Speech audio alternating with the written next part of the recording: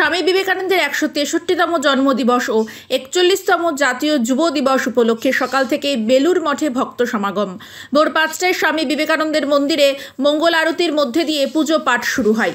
সকাল থেকেই বিভিন্ন স্কুল, ক্লাব ও বেলুর মঠের শাখা সংগঠনের পক্ষ থেকে প্রভাত ফেরির মাধ্যমে পড়ুয়া ও শিক্ষার্থীরা যুব দিবসে বেলুর মাঠে সামিল হন।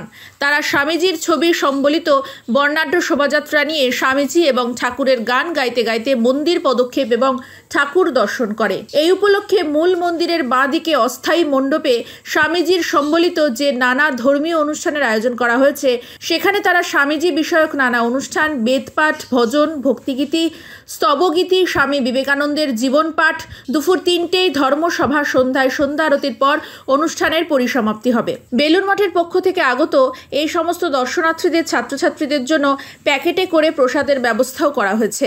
এক কথায় স্বামীজির জন্মদিন উপলক্ষে জমজমাট বেলুর মঠ।